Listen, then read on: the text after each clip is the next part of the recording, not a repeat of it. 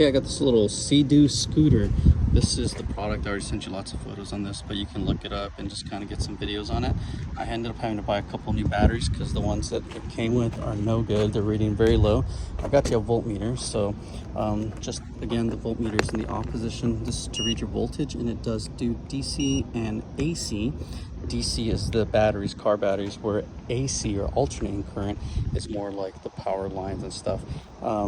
So you can check this if you wanted to, and it does not matter what side you put your leads on, as long as it reads or whatnot. But both of these are reading 0.05 and 0.04, even though it should be reading 12.0. These are only 0.05 or 0.05 and 0.04, so these batteries are totally dead.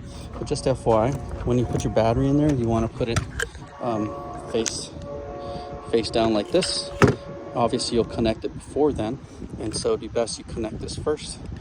And there, I need to fix the terminals. Whoever put these on there did not crimp the terminals. I believe I gave you a crimper so you can do stuff like this. This one is totally whacked out. But once those things slide in, you can grab this little pigtail and put it into its spot there, and then close it up. So you can take one off, charge it, and get going. And then of course you have this. There's three little prongs. You got to be careful because they will break.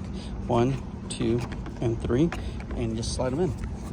I'll probably end up putting a little bit of grease on this, so it's going to be very greasy. It's kind of a mess, but not a big deal. The idea is that, whoops, you see I'm putting it on backwards, so this thing actually goes like this. And so don't force it in. It should go in pretty easy. That's it. And so once all the holes are lined up, you want to make sure you see this cable is not in place properly. So once you connect it to the battery, you won't have that issue.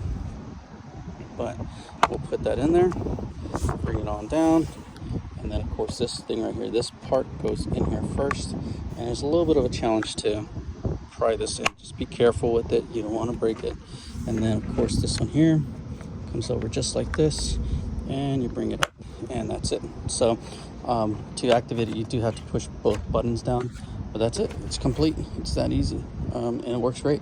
It's ugly as heck, so you probably could wash it if you want, but it's a water toy.